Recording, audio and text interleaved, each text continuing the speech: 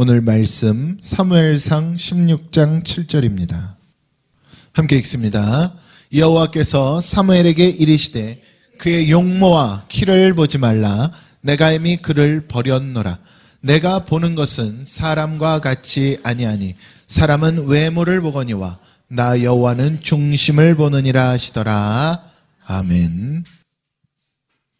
오늘 이 말씀 제목이 중심을 보시는 하나님.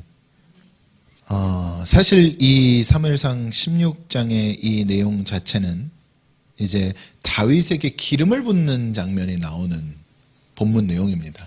그런데 이 다윗에게 기름을 붓게 된 이유가 이스라엘의 초대 왕이었던 사울 왕이 실패했기 때문이죠. 물론 이 기름 붓는 사건 이후로도 사울은 수년간 더 왕의 자리를 지킵니다. 다윗이 이제 준비가 되어가는 과정이 필요했던 거죠. 그 기간 동안 왕의 자리를 지키는데 이스라엘의 초대 왕으로서 처음 세워졌던 이 사울 왕은 결국에는 실패했습니다. 그리고 이 사울과 비교했을 때 모든 것이 부족해 보였던 다윗은 결국에는 마지막에 성공했죠. 승리라고 표현하는 게 맞는 것 같아요. 그래서 다윗을 이야기할 때 하나님께서 가장 사랑하셨던 왕, 그리고 얼마나 다윗이 위대한 왕이었는가를 보여주냐면 신약 성경에서 예수 그리스도의 족보에 믿음의 조상으로는 아브라함이, 이스라엘 민족의 통치적 조상으로는 왕의 혈통으로는 다윗이 이렇게 등장을 하게 되죠. 그래서 예수님을 부를 때 누구의 자손이라 그래요? 다윗의 자손 예수여 그러잖아요. 그러니까 사실은 이 다윗이 왕이 되면서 베냐민 지파 출신이었던 사울에서 유다 지파 출신인 사람으로 바뀌어진 겁니다. 그러니까 이거는 뭐 이제 더 깊이 들어가면 하나님의 섭리 가운데 유다 지파를 통한 구속의 역사. 그래서 유대인의 왕. 결국에는 유다 지파가 중심이었던 거죠. 하나님의 역사 속에서. 물론 베냐민 지파가 굉장히 깨끗하고 정결성을 상징하는 지파이고 율법의 완전성을 상징하는 그 마지막 지파였지만 율법 가지고는 하나님의 은혜를 이루어갈 수가 없다는 것을 여실히 보여준 지파이기도 하고, 그래서 신약 성경에서 베냐민 지파 출신이었던 바울도 결국에는 자신의 모든 율법을 깨트리고 나서 하나님이 쓰셨다는 것. 그래서 이러한 역사적인 사건들을 볼 때에 하나님께서 다윗을 통하여 일하시고 사울을 통하여서는 일하지 않으셨던 이유, 그것이 무언가라는 것을 우리가 먼저 이해를 해야 된다는 거죠.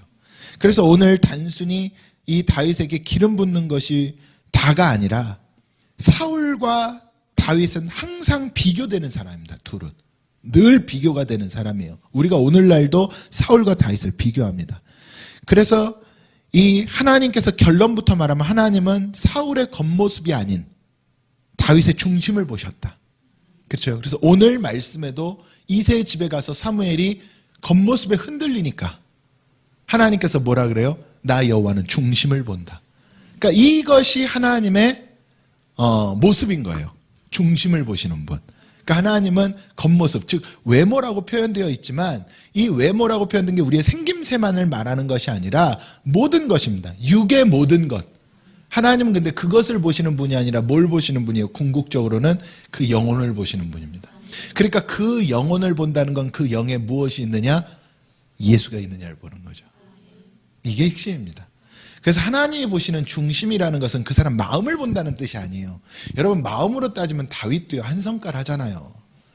마음으로 따지면 여러분 다윗도요 사울에 비견했을 때 더 나쁜 마음을 많이 먹으면 먹었지 못지 않았던 사람입니다. 여러분 보세요. 자신을 환대 안 한다고 그냥 죽여버리려고 했던 사람이 다윗 아니에요. 그러니까 하나님께서 보시는 중심이라는 것은 우리가 생각하는 중심과 다릅니다. 우리가 세상에서 이야기하는 중심, 넌 마음의 중심이 어디니라고 물어본다면 그 마음 가장 깊은 곳에 있는 내 마음, 내 속마음, 이것을 이야기하겠지만 하나님이 보시는 중심은 내 마음이 아니에요. 그 안에 예수가 있느냐, 다시 말하면 은혜가 있느냐, 언약이 있느냐, 하나님의 사랑이 네 안에 있느냐.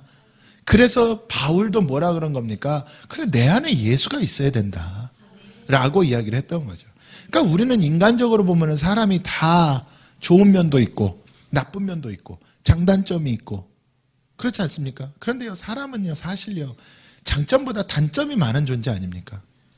온갖 탐심과 탐욕과 욕심과 시기와 질투와 원망과 불평과 혈기와 이런 모든 것들을 품고 살아가는 게 인간들의 모습인데, 그러니까 그들의 잘잘못이나 장단점을 가지고 하나님과의 관계를 말할 수 있는 건 아니라는 거예요.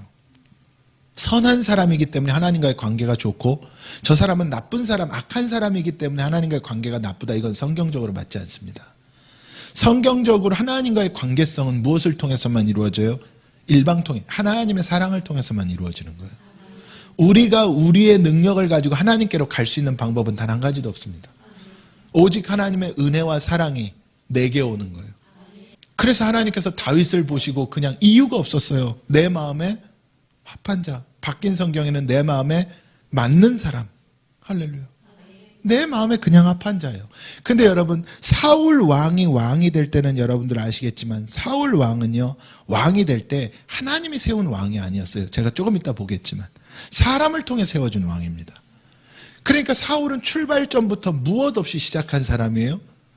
하나님의 은혜 없이 시작한 사람입니다. 겉으로 보기에는 베냐민 집하고 율법을 지키니까 은혜가 있어 보였으나 하나님 기준에서는 아닌 거예요. 그건 사울이 그냥, 이스라엘 백성들과 사울이 그냥 자기들이 행한 믿음일 뿐이었던 것이고, 하나님의 은혜가 있어야 되는 거예요, 모든 상황 가운데는. 여러분, 그래서 중심을 보는 하나님은요, 우리의 무엇을 봅니까? 영혼을 보는 거죠. 그 영혼 가운데 예수 그리스도의 은혜가 있는가 없는가. 그러니까 네 안에 예수가 있냐 없냐를 보는 거예요. 궁극적으로 그것을 벗어날 수 없는 겁니다.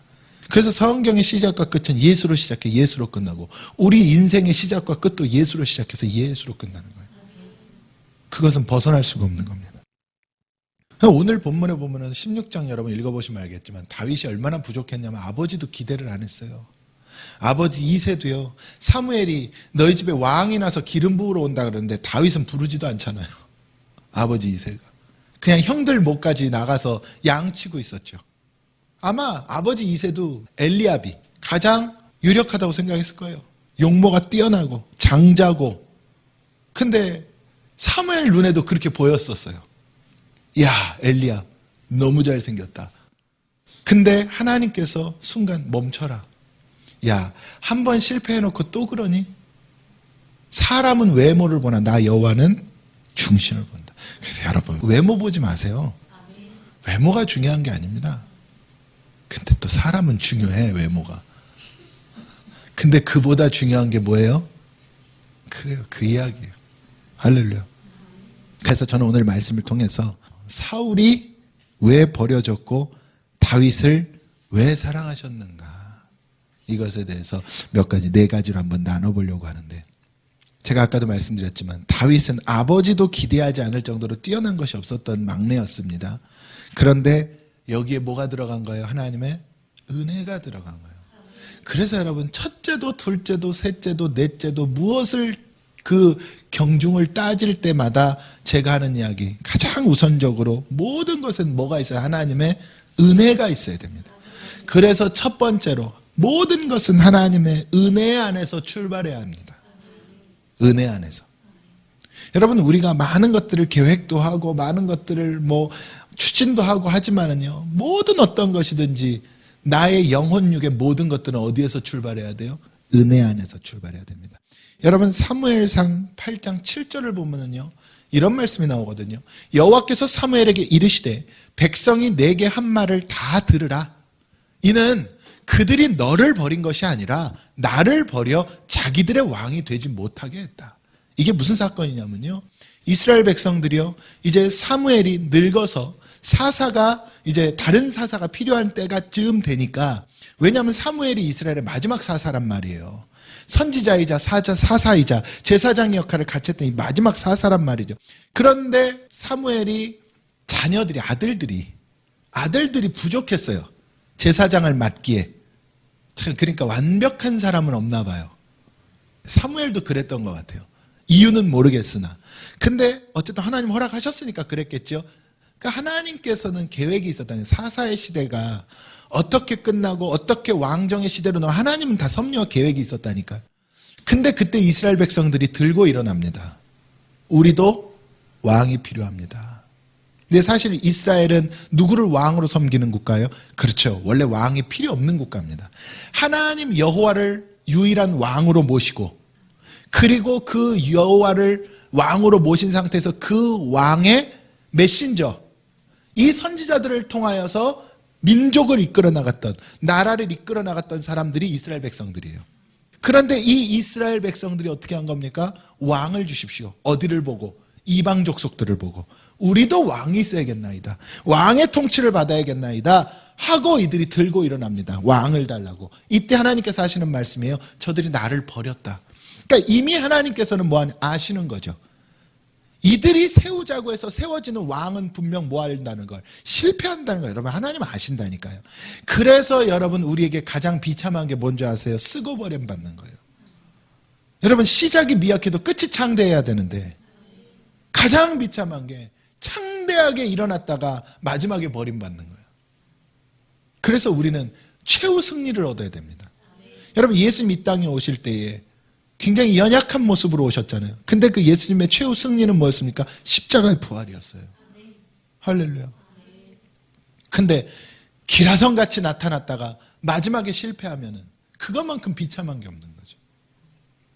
그래서 이 은혜로 시작할 때 하나님께서는 이미 사울은 실패할 줄 아셨다는 이야기예요, 여러분. 사울은 뭘로 시작했으니까? 인본주의로 시작한 왕입니다.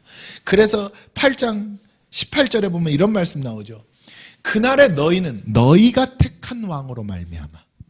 그러니까 이 하나님께서는 인정하지 않은 왕이에요, 사실. 하나님 사울은 너희가 택한 왕입니다. 여러분 하나님이 택해야 된다니까요. 그런데 아까 우리가 읽은 16장에 보면은 다윗은 이유가 없어. 누가 택합니까? 그냥 하나님 택하는 거예요. 하나님 처음 사무엘을 보낼 때 이야기합니다. 야, 이새의 집으로 가라. 거기 가면 내가 왕으로 선택한 자가 있다는 거죠. 근데 사울은 아니었어요. 사울은 이스라엘 백성들의 눈에 보기 좋은 사람, 사무엘이 볼 때에 가장 조건에 부합하는 사람으로 세워진 것이지 하나님 선택한 왕이 아니었습니다. 그러나 하나님은요, 섭리 가운데 사울을 통하여서 다윗이 나와야 되거든요. 무슨 말씀 이해되시죠? 그렇기 때문에 사울이 있으면서 다윗이 훈련을 받아야 된단 말이에요. 이게 다윗에겐 고난이란 말이에요. 이 고난을 딛고 다윗이 왕이 돼야 하나님의 뜻을 이루는 왕이 되니까 이 사울이 필요했던 거예요. 그러니까 이 사울이 왕으로 세워질 때 하나님께서 사울에게도 똑같이 약속을 합니다. 네가 내 말씀에만 순종하면 내가 네 나라를 길게 해줄게. 내 약속한다. 그러니까 하나님이 거짓말을 한 게 아니라 하나님은요, 이 사울을 세우면서 당신이 세운 왕이 아님에도 불구하고 또 기회를 주는 거예요. 그러니까 우리가 이렇게 해야 돼요. 모든 것은 하나님의 섭리를 따라 이루어지지만 하나님은 끊임없이 사랑과 자비의 하나님이기 때문에 또 공의의 하나님이기 때문에 무엇을 주시는 분이에요? 기회를 주시는 분이에요. 그래서 여러분 세상 가운데서도요, 우리가요, 믿음이 없는 사람도 정말로 열심히 성실하게 살면 하나님은 거기에 축복한다니까, 육으로도. 여러분 이거는요, 하나님은요 이 세상이 존재하는 동안 뭐한 분이기 때문에? 공평하신 분이기 때문에 그래요. 하나님이 공평하지 않은 부분은 딱 하나입니다. 구원의 문제만 안 공평한 거지 육의 모든 세상이면. 그러니까 여러분 그렇잖아요. 만약에 제가 그런 생각을 해봤다니까, 내가 하나님이면, 불경한 생각일 수 있겠지만 내가 하나님이라면 믿지 않는 자들에게는 비도 안 주고 공기도 안 주고, 아니 그럼 다 믿을 것 아니에요. 믿는 자들의 땅에서만 막 열매가 맺어지고 믿는 자들의 계좌에만 돈이 들어가. 그럼 여러분 안 믿는 자들이 있겠습니까? 근데 하나님 그렇게 역사 안 하시는 거예요. 왠지 아세요? 그렇게 하면 다 믿습니다. 근데 그렇게 하면 다 믿는데 하나님의 사랑은 모두에게 주지 않거든요.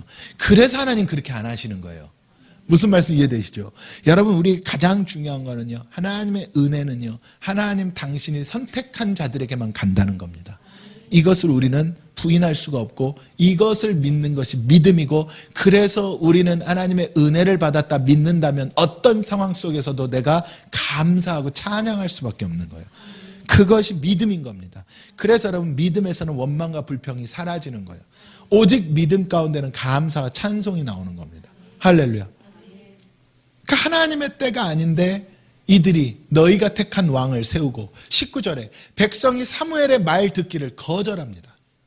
그러니까 심지어는 이제 이 백성들이 자기들이 원하는 왕을 세우고자 자기들을 지금까지 인도하고 이끌어줬던 선지자까지 거절하는 지경에 이르는 거예요. 여러분 얼마나 악합니까 인간이. 근데 더 충격적인 사실은 뭡니까?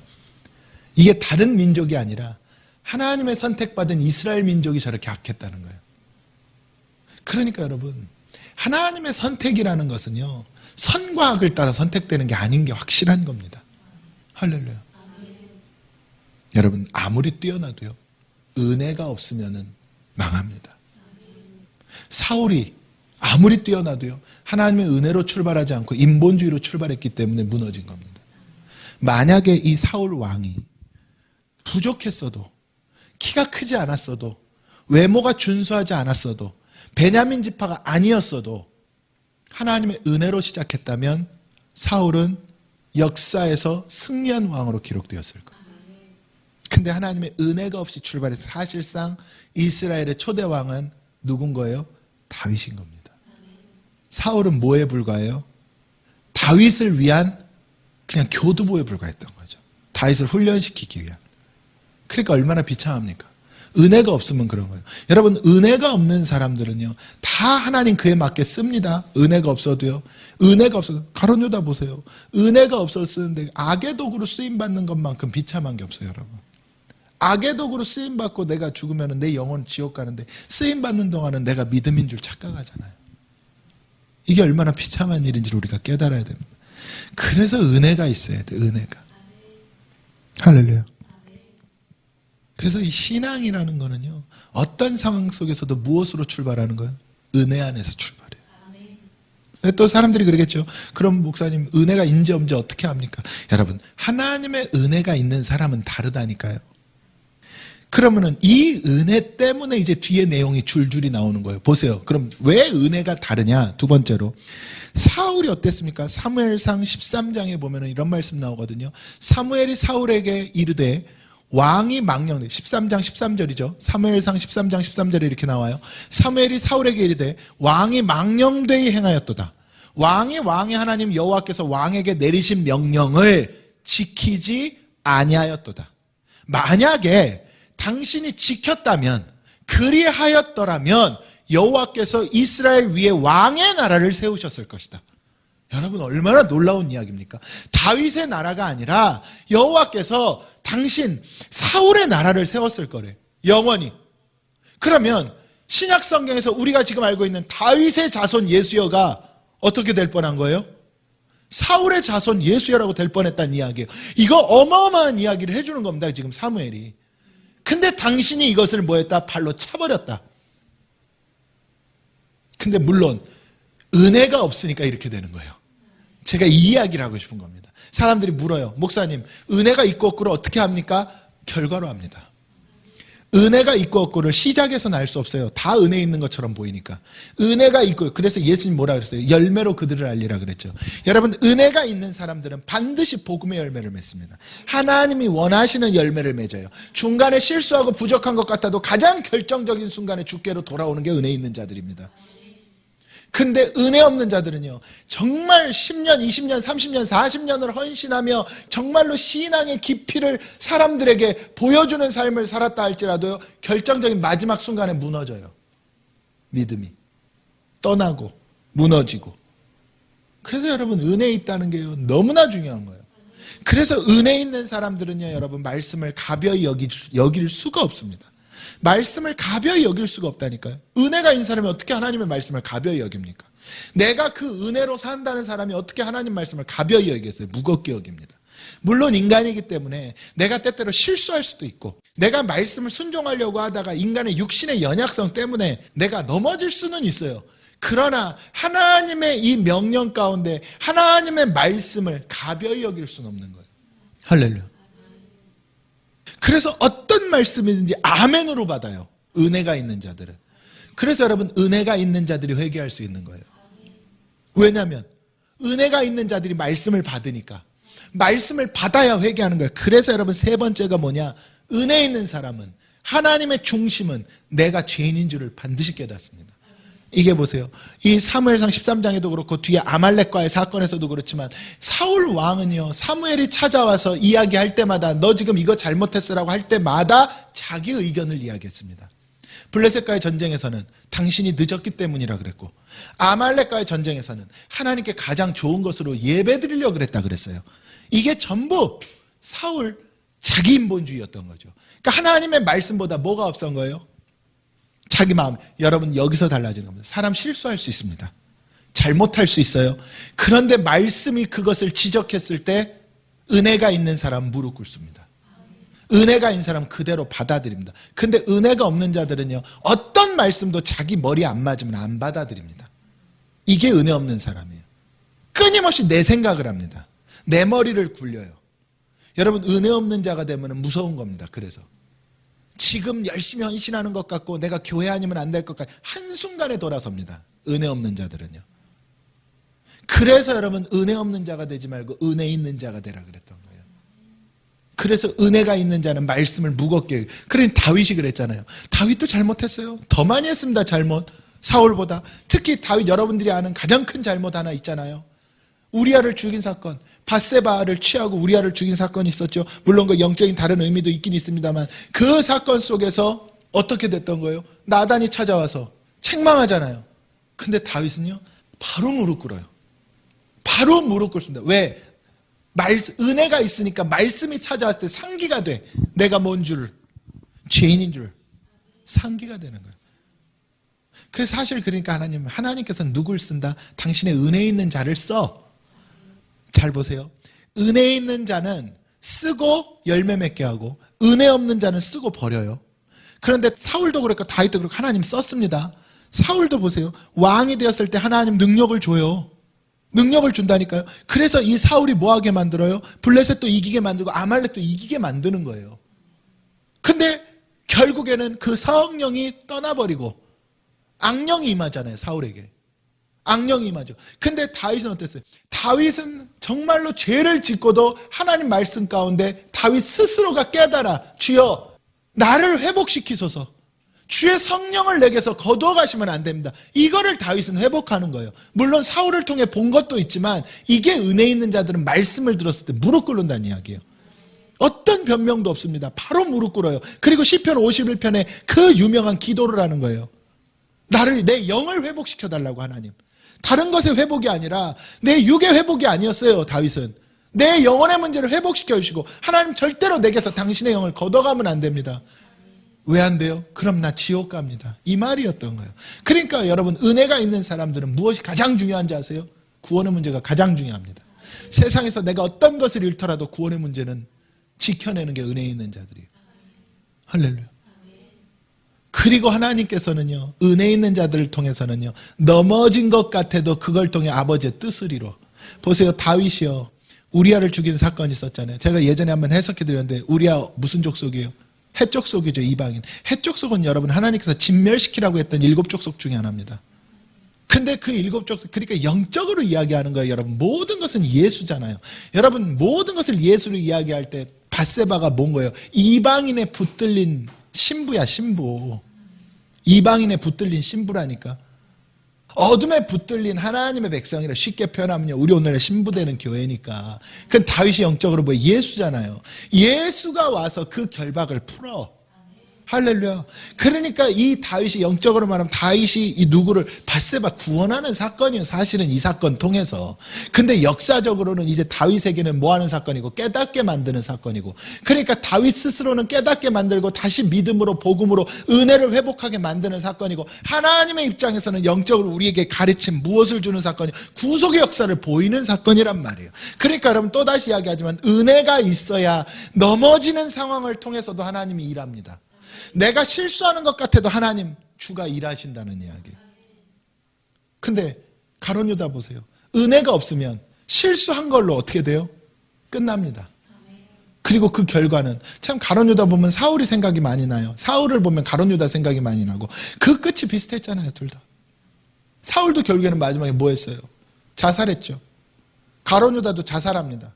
그러니까 자살 자체를 놓고 이야기하는 게 아니라 그들이 자살을 했다는 것은 마지막까지 자기가 자기 의에 붙들려 죽었다는 이야기예요, 여러분. 여러분, 은혜가 있는 사람은 자살할 수 없는 이유가 뭔지 아세요? 이러지도 못하고 저러지도 못하는 어떤 정말로 극단적인 상황에 닥쳤을 때 뭐가 생각나? 말씀이 생각난다니까 여러분. 은혜 있는 사람들은. 베드로가 그랬잖아요. 극단적인 상황에 닥쳐 말씀이 기억나는 거예요. 내가 원해서가 아닙니다 여러분. 그래서 은혜 있는 사람들은 순교하면 순교했지 자살하지 않는다니까요. 그런데 자살은 어둠의 역사잖아요. 그래서 여러분 내가 은혜가 있다면 순간 어둠의 역사에서 뭔가 스스로의 목숨을 끊는 선택을 했다 할지라도 바로 안 불러갑니다 하나님께서. 그 영혼이 뭐 할 시간을 줘요? 회개할 시간을 주는 거예요. 아니 이게 하나님의 은혜라니까 여러분. 여러분 하나님의 은혜를 그래서 가벼이 여기면 안 되는 거예요. 하나님의 은혜는요 내가 어떤 구렁텅이에 빠졌을지라도 그 가운데서 내가 주를 부르게 만들고 내가 하나님의 손길로 건짐을 받게 만드는 게 하나님의 은혜예요. 그러니까 이 은혜가 있으니까 말씀을 무겁게 여겨. 어떤 상황에서 다 잊어버려도 말씀이 생각난다니까 여러분. 이게 은혜입니다 은혜. 그러니까 사실은 은혜가 있으면 은혜가 충만하면 충만할수록 나에게 쉽게 표현하면 나를 지적해주는 말씀을 기꺼이 받아. 기쁘게 받아. 그러니까 이 말씀 받는 자들이 내가 죄인인 줄 깨닫는 거예요. 여러분 말씀 없이 죄인인 줄 깨달아 못 깨달아요? 못 깨닫잖아요. 말씀이 들어가야 죄인인 줄 깨달을 것 아니에요. 그러니까 여러분 이건 완전한 연결성이에요. 은혜가 있어야 말씀을 무겁게 받고 말씀을 무겁게 받는 자들은 내가 죄인인 줄 깨달을 수밖에 없다니까. 어떻게 말씀 없이 말씀이 예수인데 예수 없이 내가 죄인인 줄 깨닫습니까? 예수가 있어야 죄인인 줄을 깨닫지. 그러면 내가 죄인인 줄을 깨달은 사람은 마지막으로 네 번째 마지막으로 뭐 하겠어요? 십자가를 지는 거예요. 여러분 내가 죄인인 줄을 깨달은 자만이 십자가를 지지 내가 죄인인 줄을 깨닫지 못한 자는 절대로 십자가를 질 수가 없어요. 여러분 사울은 능력을 행했습니다. 능력을 행하고도 불순종한 거예요. 불순종했더니 버려졌죠. 버려졌더니 악신이 임했어요. 악령. 그러면 악령이 임했다는 건 처음부터 사울에게 구원의 은혜가 없었다는 이야기예요. 여러분 오늘날 우리는요 악령이 역사하면 안 됩니다. 우리에게. 우리는 성령의 사람. 제가 그 말씀 드렸잖아요. 그래서 여러분 가장 중요한 게 성령인데 왜 성령이냐? 예수님께서 우리에게 뭘 주신 거예요? 부활하시고 성령을 보내셨어. 그래서 성령 받고 뭐 하라고? 십자가 지라고. 할렐루야. 십자가를 지어야 내가 뭐 하니까? 부활하니까. 이게 영원성인 거예요 여러분. 그래서 성령을 우리에게 다 주신 거예요. 그럼 이 성령이 역사는 무엇을 할 때 역사예요? 십자가 질 때 역사하는 거예요. 그럼 다시 반대로 이야기하면 성령 왜 준 거예요? 십자가 지라고 성령 준 거예요. 사랑하라고 성령 준 거예요. 원수를 용서하라고 성령 준 거라니까요. 그러니까 성령 받은 자들이 십자가를 지지 않다면 그거 가짜란 이야기예요. 그게 사울이에요. 그러니까 사울은 뭐가 없었어? 십자가가 없었잖아요. 그 안에. 십자가가 없었어요. 다윗을 죽이려고. 여러분 사울이 왕이 된 기간 동안에 가장 많은 애를 쓴 기간이 뭐예요? 다윗 죽이려고. 사랑이 없었다니까요 사울 안에. 심지어는 사위잖아 사위 자기. 오히려 자기 딸은 자기 남편 살리겠다고 도망 내보냈는데 사울은 아니야. 자기 아들 요나단이 다윗을 살렸다고 아들까지도. 무슨 말씀 이해되시죠? 여러분 사울은요 복수에 눈멀고 정말로 그 독소에 그러니까 뭐가 없었다면 그 안에 사랑이 없는 거예요. 그 안에 국률도 없고 자비도 없고 여러분 십자가가 없어. 아무리 능력을 행하고 아무리 외적으로 완벽하고 아무리 율법적으로 완벽하고 사람들의 이스라엘 백성들의 손길로 왕으로 세움 받았으면 뭐합니까? 그 안에 십자가가 없는데. 그 안에 십자가 없으니까 누구는 안 써. 하나님 안 쓰는 거예요. 그러니까 성령을 덧입었다 표현을 하죠. 여러분 사실상 성령은 덧입을 수가 없습니다. 표현을 그렇게 하는 거지. 성령을 덧입는 게 아니라 하나님은 그냥 그 모양으로 쓰고 버리는 거예요. 그러니까 쓰고 버리니까 성령이 그 안에 임할 수가 없어. 그러니까 사실상은 그게 하나님 필요할 때 쓰시더라도 그를 붙잡는 건 악령이라니까. 그러니까 하나님이 필요할 때 쓰고 손을 딱 놓으니까 원래 그를 붙잡고 있던 악령이 역사하는 것 아니에요. 그러니까 갑자기 내 안에 있던 성령이 떠나가고 악령이 들어오지 않습니다. 그럴 수가 없는 거예요. 한 번 임한 성령은 원래 떠나면 안 됩니다. 근데 다윗은 어땠어요? 능력 가지고 십자가를 지는데 이 사건 다른 거 다 차치하고라도 무슨 사건을 통해 보는 거예요? 사울을 살리죠. 계속해서. 자기 일생에서 가장 어려운 시절을 만들어준 왕이 사울이에요. 근데 정말로 내 눈앞에 떡하니 아주 편안하게 아주 쉽게 죽일 수 있는 기회가 2번이나 생기는데 다시 2번 다 살립니다. 사울을. 그 여러분 십자가가 뭔지 아세요? 살리는 게 십자가야. 내가 죽고 타인 살리는 게 십자가라니까요. 그때 다윗의 부하들이 그렇게 직언을 하죠. 지금 죽여야 됩니다. 지금 죽여야 됩니다. 근데 다윗은 아니에요. 하나님께서 기름 부어 세운 왕인데 내가 어떻게 죽이냐. 그리고 오히려 사울에게 절을 합니다. 왕이여, 만세수를 드소서. 날 너무 미워하지 마시고 나 죽이려고 하지 마시고 왕이여, 왕의 자리를 길게 유지하소서. 여러분, 하나님이 기름 부음만 내가 할 수 없다? 여러분, 이게 사실은 십자가인 거예요. 하나님이 역사하셨는데, 하나님이 허락하셨는데 내가 할 수 없는 겁니다.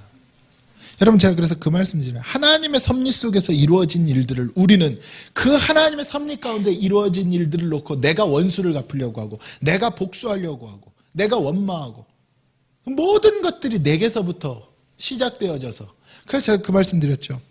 상황과 환경 가운데도 순종하라고. 내게 벌어진 일들 가운데도 우리는 순종하는 거예요. 왜냐하면 하나님 섭리인 줄 믿는다면. 아니, 말로는 낙엽 하나 떨어지는 것도 하나님 섭리라 그러면서, 머리카락 한 올 빠지는 것 하나님 섭리라고 하면서, 실제로는 전혀 그렇지 않죠. 여러분, 온갖 원망이 난무하고 온갖 불평이 난무하고, 제가 그 말씀 드렸잖아요. 원망과 불평에는 뭐가 따른다고? 뱀이 따른다고. 민수기에 보면 이스라엘 백성들이 원망 불평했더니 뭐가 나와서? 뱀이 나왔잖아요. 불뱀이 나왔잖아요. 그들을 다 물어 죽였다니까, 여러분. 여러분, 사울은 사실상 따지고 보면 영광의 자리에만 있으려고 했던 사람이에요. 영광의 자리. 근데 다윗은 십자가의 자리에 꼭 있었던 사람입니다. 할렐루야. 그러니까 사실은 다윗이 프로 무대에 데뷔했던 사건이 있죠. 뭐예요? 골리앗과의 싸움이잖아요. 사실은 그 골리앗과의 싸움, 골리앗은 어둠의 상징인데 모든 전 이스라엘, 사울 왕을 비롯한 전 이스라엘이 뭐하고 있었어요? 자기를 보존하고 있었죠. 하나님을 욕하고 하나님을 욕되게 하는데도 자기 자신을 보존하고 있었어. 맞죠? 근데 그때 누가 홀로 나가? 다윗이 홀로 나가죠. 이 십자가라니까. 싸운다는 의미의 십자가가 아니에요. 여러분, 십자가라는 거는요, 나를 지키는 게 아닙니다. 내가 죽음으로 말미암아 하나님의 의를 이루는 거예요. 그게 십자가입니다. 그래서 예수님 세례 요한에게 우리가 의를 이루자, 그게 무슨 사건이었어요? 원래 죄가 없으신 분인데 죄를 받음으로 말미암아, 당신이 십자가를 짐으로 말미암아 너희를 살리는 것, 이게 의라는 이야기예요. 우리가 그 은혜로 살아야 되는 겁니다.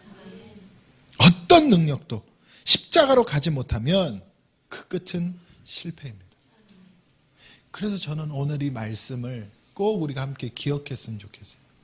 이 말씀 정말로 여러분, 중심을 보시는 하나님, 지금 우리 중심을 보셔야 돼요. 우리 중심에 뭐가 있어야 돼? 예수가 있어야 돼. 그 예수가 뭡니까? 하나님의 은혜로 말씀을 무겁게 여기고, 그러니 내가 죄인인 줄을 깨닫고, 죄인인 줄을 깨달으니까 내가 회개하잖아요. 그럼 거룩해지죠. 정결성이잖아요. 성령의 역사에. 그래서 우리는 그 성령의 능력 가지고 어디로 가요? 십자가 지러 가요. 할렐루야. 저는 이러한 역사가 우리의 삶 가운데 끊이지 않기를 주님의 이름으로 축원합니다.